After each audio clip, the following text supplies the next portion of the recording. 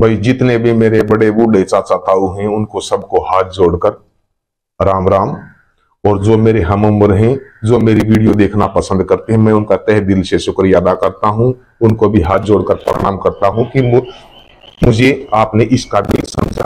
और जो मेरे छोटे हैं भाई, उनको सदैव ही परमात्मा से दुआ करते हैं कि उनकी लंबी आयु दे मालिक, तरक्की दे पढ़ाई में और हर चीज में वो सफल हो।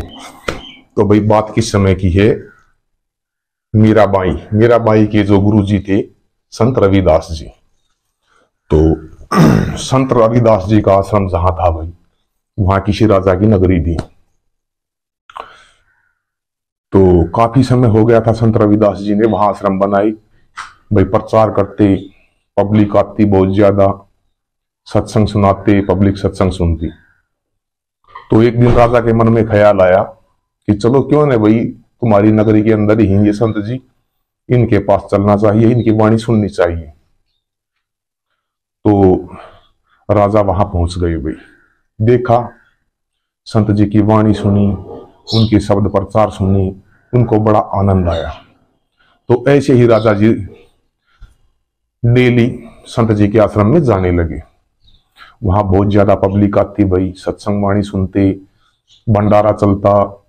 तो राजा जी स्वयं अपने हाथों से पब्लिक को प्रसाद खिलाते।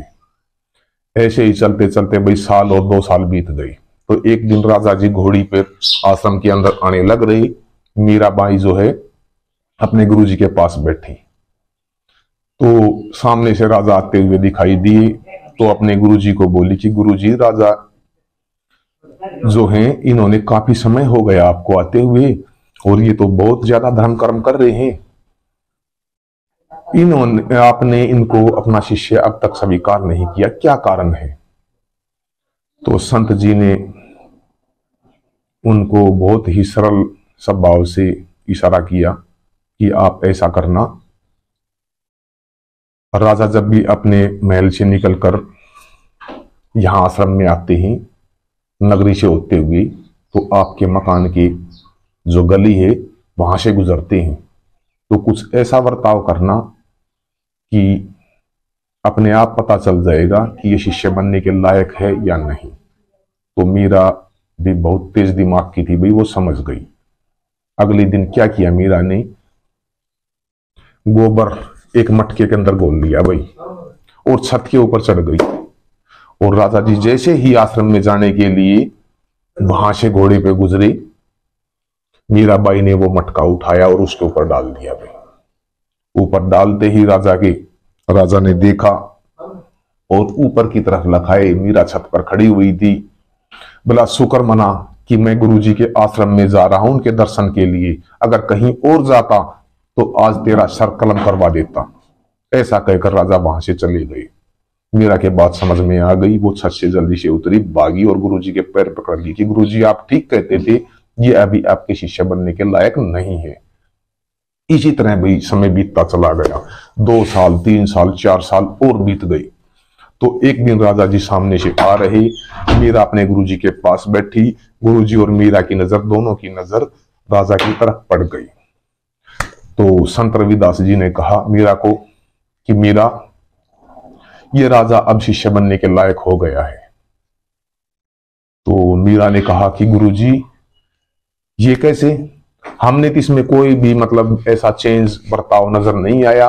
पहले भी इसी तरह शब्दवाणी सुनते थे, यहाँ आकर ऐसे ही पब्लिक की सेवा करते थे, स्वयं अपने हाथों से पब्लिक को प्रसाद खिलाते थे। तो पहले में और अब में इसमें क्या बदलाव हो गया? बोले गुरुजी ने कहा कि आप ऐसा करना कि जो आपने पहले किया था, ये आपके घर के सामने से ही गुजरता है, कुछ ऐसा करना ताकि इसको अच्छा लगे या बुरा लगे, अपने आप पता चल जाएगा आपको। बोला ठीक है गुरुजी।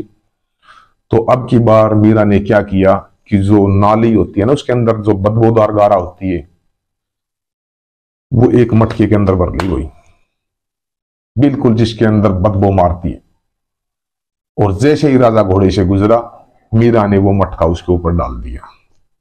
राजा के ऊपर मटका डाल दिया तो भाई राजा जी ने ऊपर की तरफ नजर दौड़ाई, देखा कि मीरा खड़ी हुई है। उसने कहा कि हे मेरे ऊपर कीचड़ डालने वाली, मेरा मन बहुत पापी है, बहुत गंदा है, मैंने बहुत बुरे कर्म किए हैं, इस कीचड़ से मेरे कुछ प्रभाव नहीं पड़ने वाला, मेरे ऊपर और कीचड़ डालो।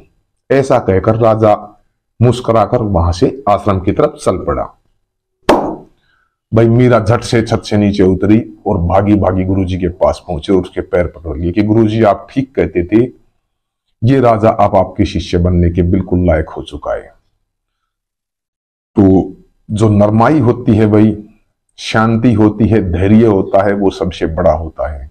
तो कभी भी इंसान ने अहंकार नहीं करना चाहिए, अपने बड़ों का आदर और सम्मान करना चाहिए। तो ये एक छोटी सी कहानी थी, इसके ऊपर अमल भी करना है आप सबने, और आशा करते हैं कि ये कहानी आपको अवश्य पसंद आएगी। आप सबको मंजित गड्डी आड़ा की तरफ से भाई जय श्री श्याम।